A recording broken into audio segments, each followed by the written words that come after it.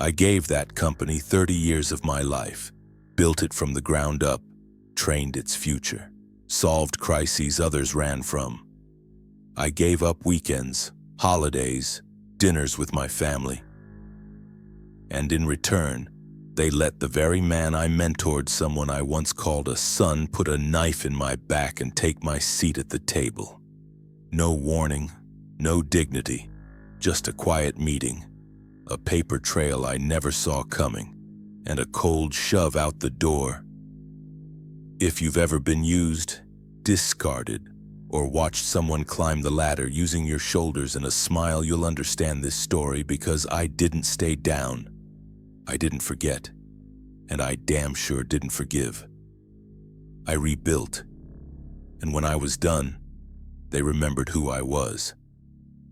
My name is Raymond Holt. For 32 years, I walked into the same building every morning at exactly 7:25, 303 West 6th Street, Austin, Texas.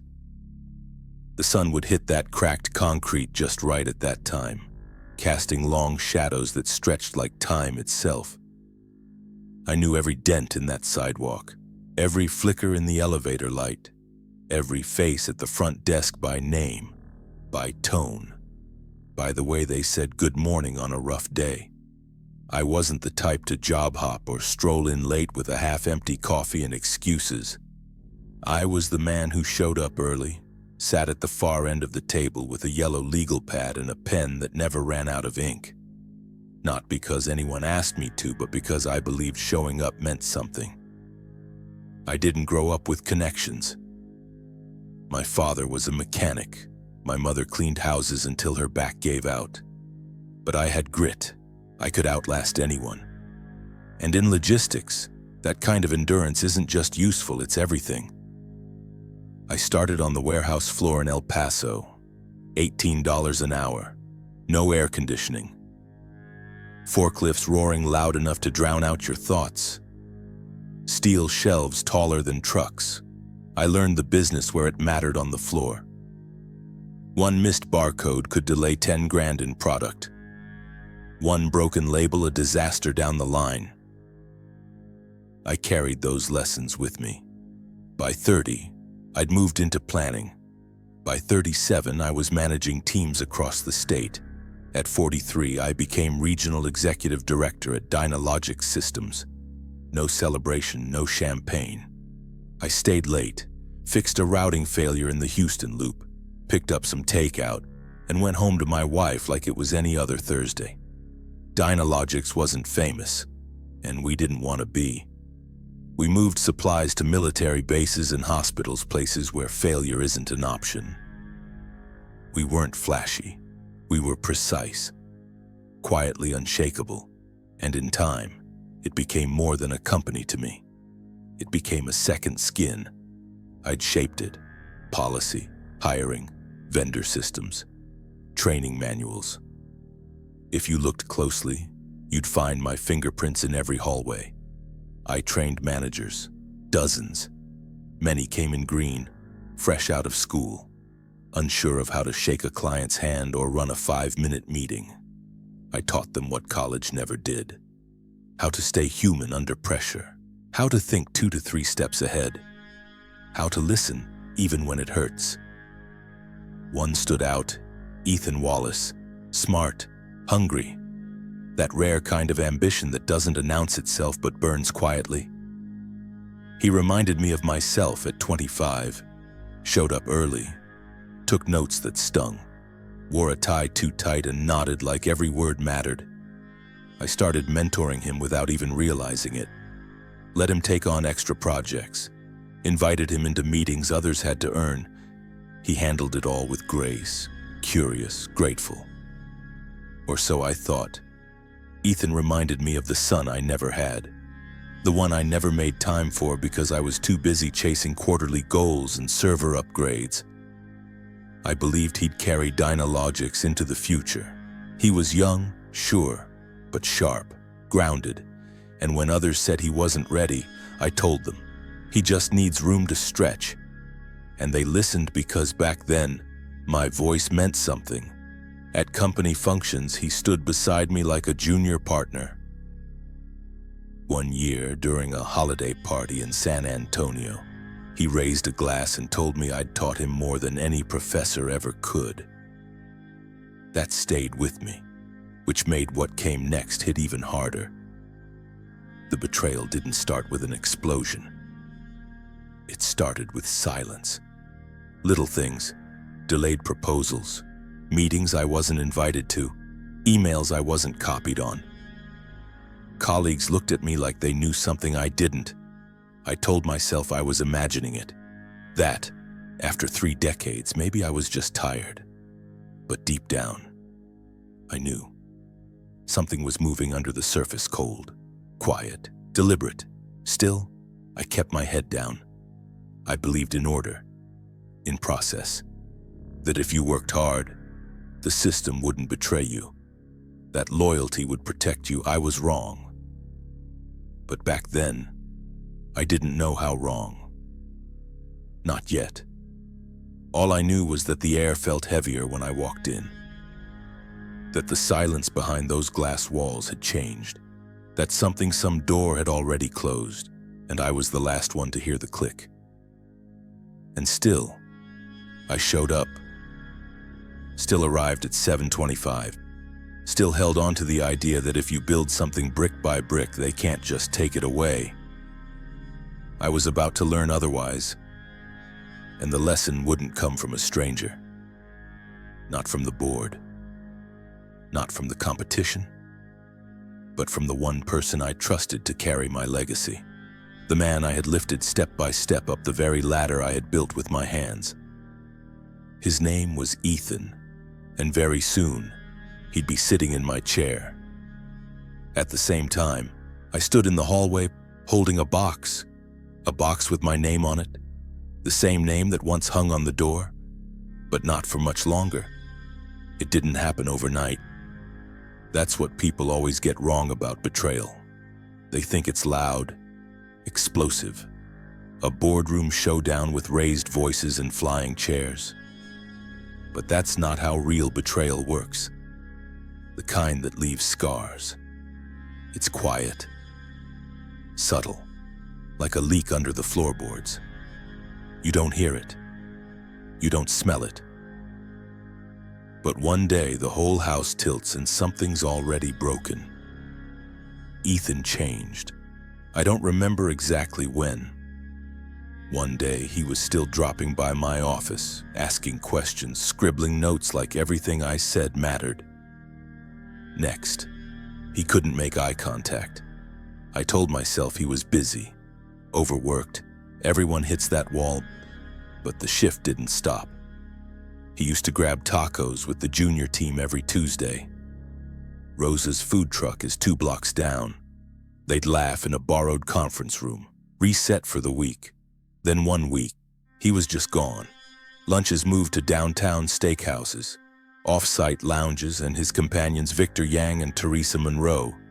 Both are on the board, meetings I used to lead. Now I was marked optional. Reports I once signed off on reached my desk post-review. The automation framework I spent 2 months building for the Houston expansion is gone. No explanation, no rejection, just replaced by new priorities. Priorities I wasn't a part of. Still, I didn't panic. I rationalized, lied to myself like loyal men do, told myself maybe it was a phase, a trial balloon, that leadership wanted to see how younger blood handled pressure. So I stayed quiet, kept working, even congratulated Ethan when he was named strategic liaison to the board, a title that sounded important but meant nothing. Then came the whispers. Break room murmurs, elevator glances one evening long after hours. A junior analyst named Maria stepped quietly into my office. She shut the door behind her, eyes nervous, voice low.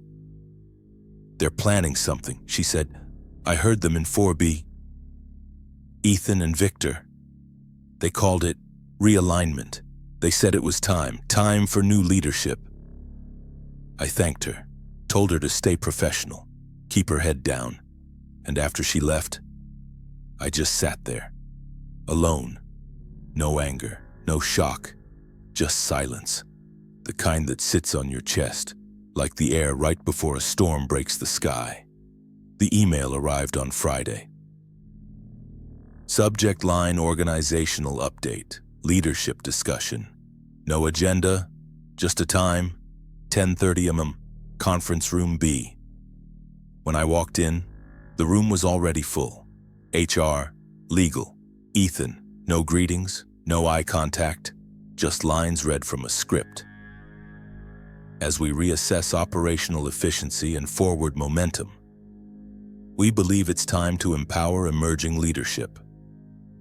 We'd like to offer you the opportunity to transition into an early retirement track, effective immediately. I didn't flinch, didn't ask questions, didn't let them have the satisfaction of a reaction. Ethan sat across from me, arms crossed, calm, cold. He didn't blink, didn't apologize, didn't even shift in his chair. It was clean, clinical, calculated. I walked out without a word. Passed by people I'd known for decades, none of them could meet my eyes. Packed my office that same afternoon. 3 boxes, a plaque, a photo of the founding team, most of them long gone, and a card, handwritten, from Ethan, dated 5 years earlier. Thank you for your guidance. I won't forget what you've done for me. I read it twice. Thought about tearing it up, but I didn't. I put it at the bottom of the box, not for memories, for the record.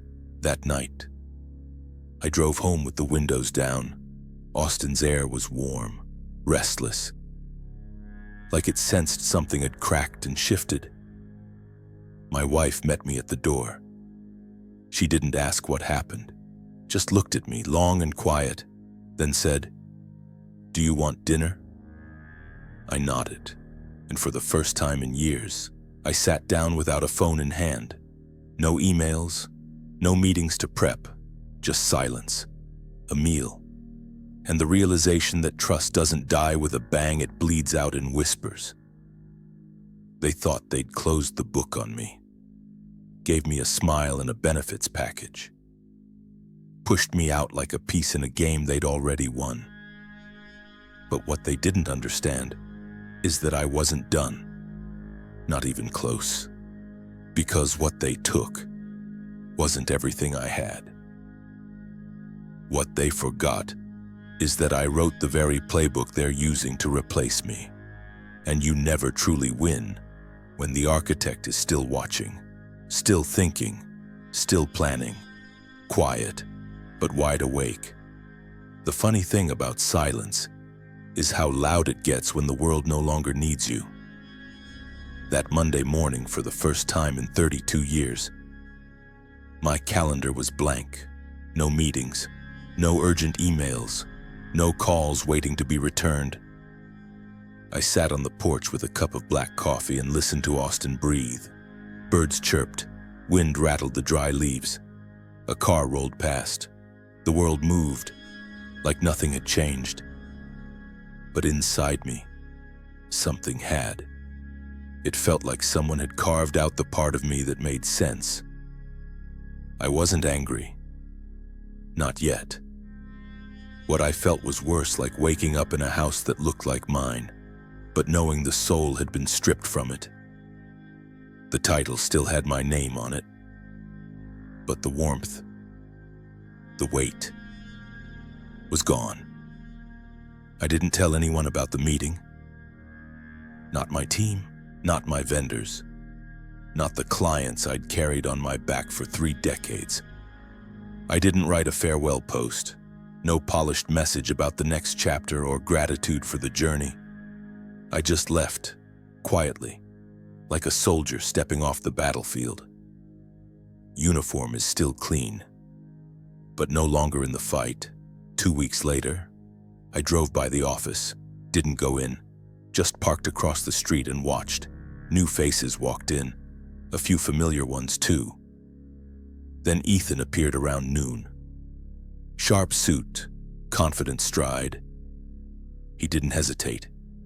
He looked like a man who had won, claimed the prize, and maybe he had, but watching him didn't sting like I expected.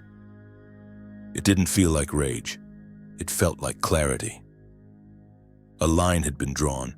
He was on the other side of it. So I turned the key and drove away. It would have been easy to sit in that bitterness, to let it rot me from the inside out. After all, I gave that company 32 years, built its bones, trained the very man who took my place.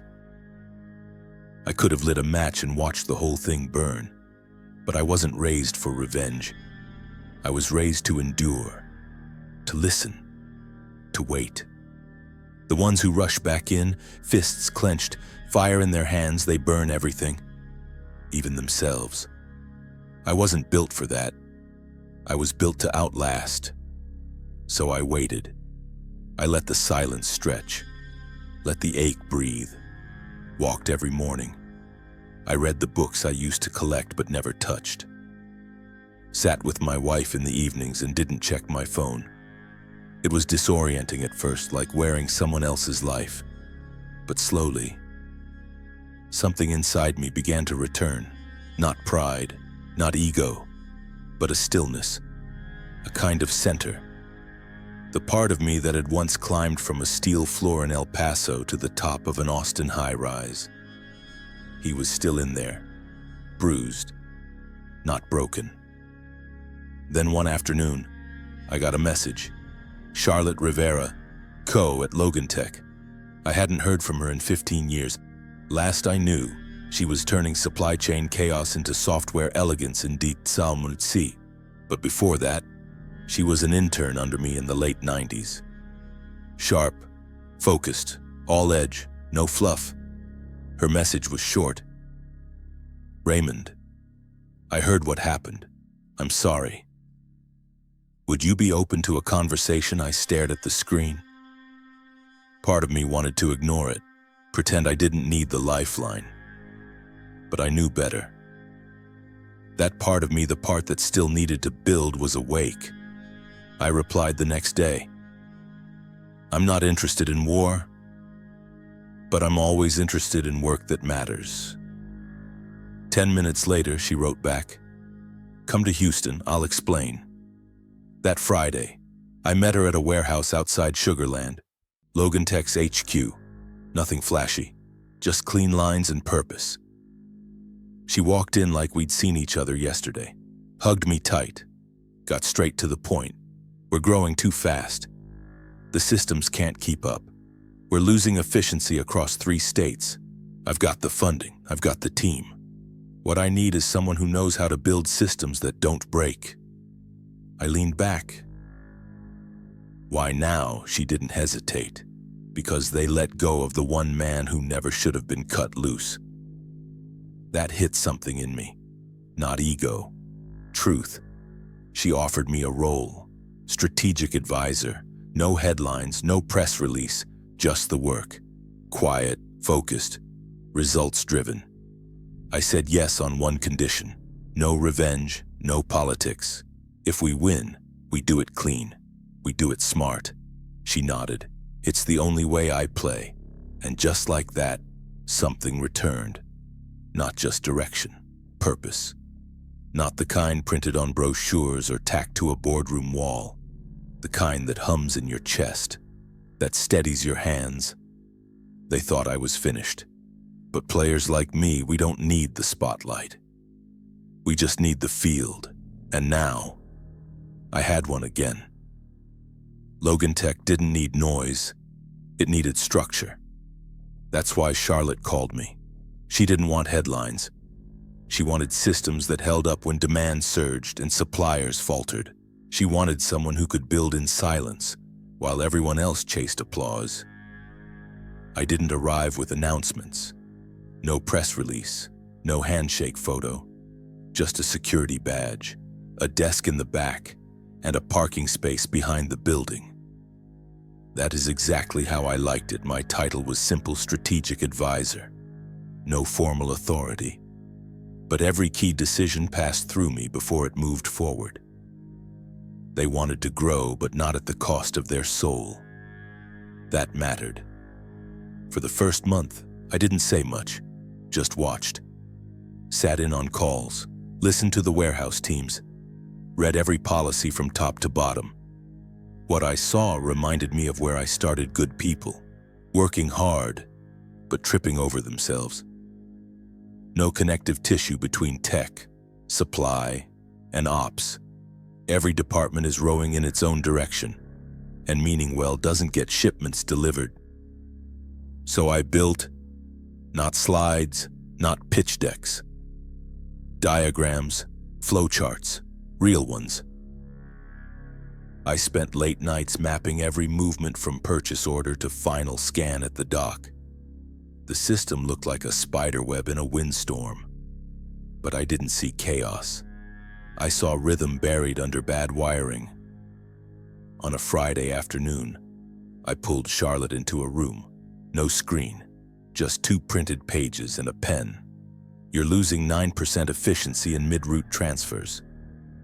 I told her, not because your people are slow, but because your system was built for 2015 demand, and you're moving at 2025 speed. She leaned forward. How long to fix it? 18 months, I said. If I can restructure the routing logic, overhaul your supplier contracts, and bring in 3 engineers I trust. She didn't hesitate. Done. Most companies talk about trust. Charlotte acted on it. By month 3, I'd rebuilt their escalation protocol. By month 6, we rerouted 4 major clients through leaner zones, cutting average delay by 17%. No fanfare, no press, just numbers that moved the needle. Then came the real test, a defense contract. 7 figures, multi-year. The kind of deal that changes the shape of an entire company. The RFP came in quietly, but seriously, straight from DEC. Every mid-tier logistics firm wanted it, including my old company. Dynalogics had held that contract for 10 years, renewed like clockwork, but their last quarterly report had cracks, missed deliveries, cold chain inconsistencies, and the industry had noticed. Charlotte brought me the file. It was thick, technical, deadlines stamped in red. Can we win this, she asked. I scanned it, line by line, every spec, every clause, every potential trap. If we don't make a single mistake, I said, yes, we can. We worked, not frantically but with precision, the kind you only learn by bleeding for it. I handpicked the proposal team, oversaw every line of the bid, designed a hybrid model that blended legacy logistics with adaptive digital routing, something no one else had touched. Not traditional, not trendy, just efficient. We submitted with 2 hours to spare. No champagne, just a quiet nod in the hallway. And then we waited. 3 weeks later, the email landed. Subject line: contract award notification. I opened it, read the first line, then looked at Charlotte. You're going to need a bigger operations floor. We got it. Every piece, every route, every dollar they thought was safe. Logan Tech had replaced Dynalogics on the contract, which they never expected to lose. The press didn't wait. Upstart Logan Tech unseats longtime defense supplier. Sources say Dynalogics caught off guard in contract shakeup. And just like that, the phones started ringing. Vendors are asking if we have room for more volume. Partners wanted to know what we'd changed. Analysts are trying to trace the shift. Ethan went on the defensive. Spoke about market turbulence and procurement unpredictability. But the people who mattered, they knew. They'd bet on the future by erasing their past. They forgot something simple. Foundations don't vanish when you fire the builder. They just wait for steadier hands to pour better concrete. Charlotte asked if I wanted to go public. Step out of the shadows. Take credit. I shook my head. That's not why I came. She didn't press. She didn't have to. Some victories don't need headlines. Sometimes the sweetest sound is silence on the other side. It started small. A headline buried in an industry blog. Logan Tech secures key government contract. No names, no drama, just facts. But in our world, facts don't stay quiet for long. Vendors read between the lines. Clients watch who wins when the stakes are real. And when you take a contract someone's held for 10 years, people notice. By week 2, 3 longtime Dynalogics partners reached out to Charlotte. Discreet messages and polite phrasing, and we're reassessing our vendor landscape. Translation, they saw the writing on the wall. Ethan was losing ground.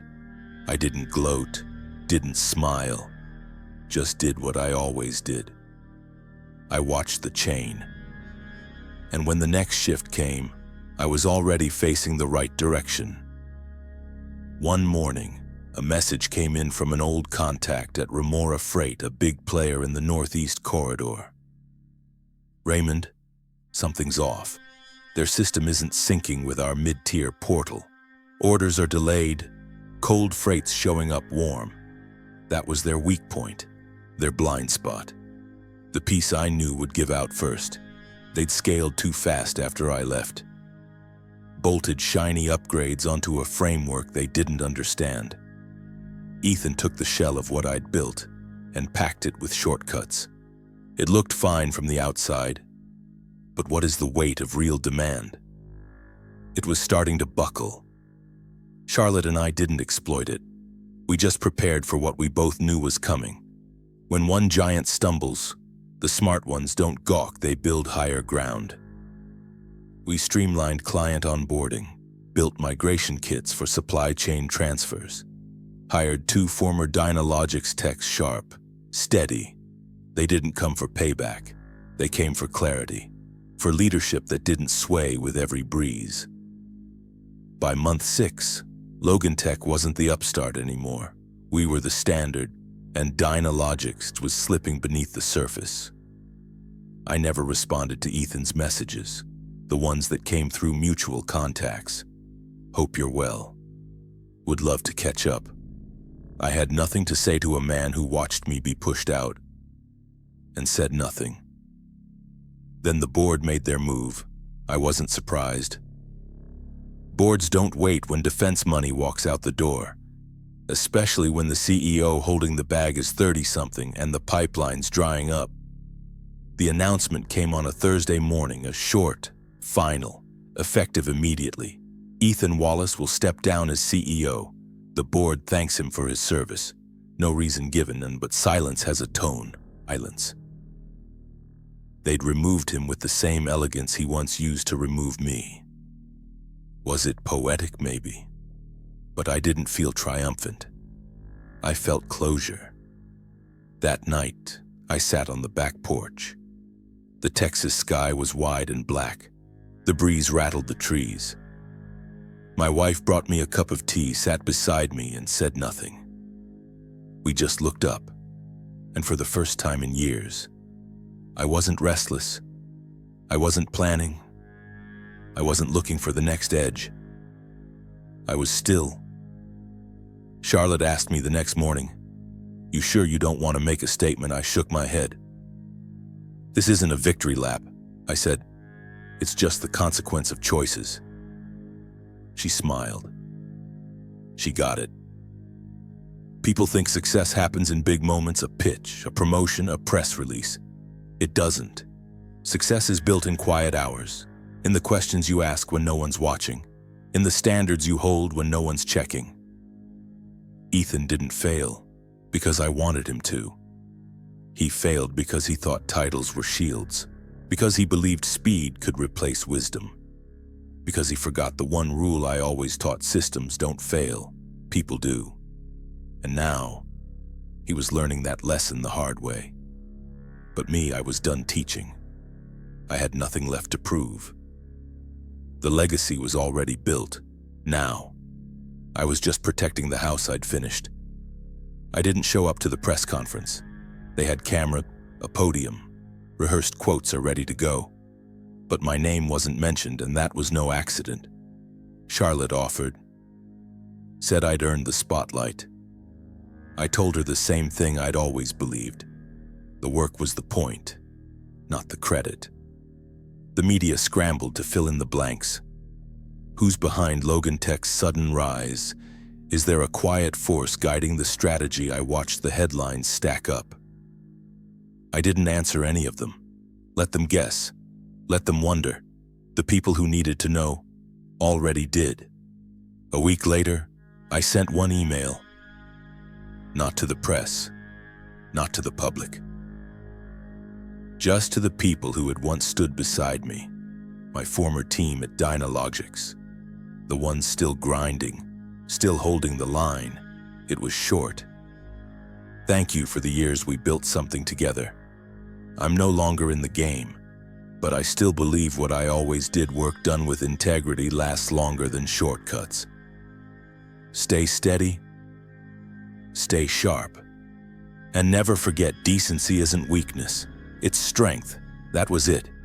No send-off, no closing speech, just a quiet hand over the heart, and the door closed behind me. A few days later, Charlotte stopped by my office, said the board wanted to offer me a title vice chairman, maybe even a seat. Came with perks, visibility, a permanent stamp of recognition, a place at the engine. I turned it down, not out of pride, out of peace. I didn't want meetings anymore, didn't want slideshows, dashboards, or quarterly churn. I'd spent decades solving other people's chaos. Now I wanted space, I wanted stillness and control. On my terms, so I gave my notice. Charlotte didn't argue, she just nodded. You gave us what we needed. She said, thank you. We shook hands, no fanfare, no plaque, just respect. And that was more than enough.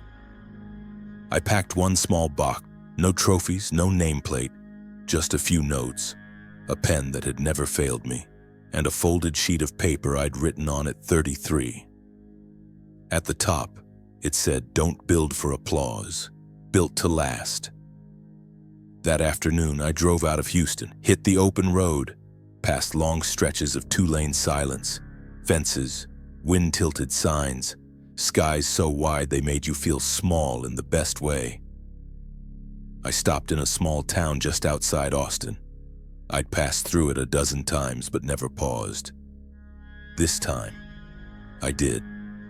I rented a quiet space downtown, brick walls, 2 windows, a wooden sign out front that read Holt Leadership Workshop, no branding, no spin, just me, and a handful of chairs because I'd come to understand something simple. Legacy isn't what you keep, it's what you pass on. I wasn't done leading. I was just done doing it for people who couldn't see the foundation under their feet. Now, I wanted to teach those who still cared about what holds a structure upright. The ones who hadn't learned to lie to get ahead, who didn't confuse kindness with softness, who believed a steady hand still had a place in a world that runs too fast. No curriculum, no modules, just conversations. And one rule, pinned on the wall, written in plain black ink, never rise by stepping on someone else. Because when the dust settles and the titles fade, that's the only lesson that still holds, and the only one they'll remember. 3 years passed. The seasons in Texas changed slowly, but I felt every shift. Mornings came quietly. I'd walk to the workshop by 7, brew a pot of coffee and unlock the door. Some days 10 students showed up, other days just 2. It didn't matter, and I taught them the same. Young professionals, mid-career managers, a few who'd been burned like I had. They came with questions, left with clarity. I didn't give them lectures, just stories. The kind that linger. I never talked about Ethan, or Dynalogics, or what I lost, because that wasn't the story that needed to be told. What mattered was what came after, the rebuild, the stillness. The truth that identity isn't tied to your title, it's shaped by how you show up when no one's watching. One afternoon, a letter arrived.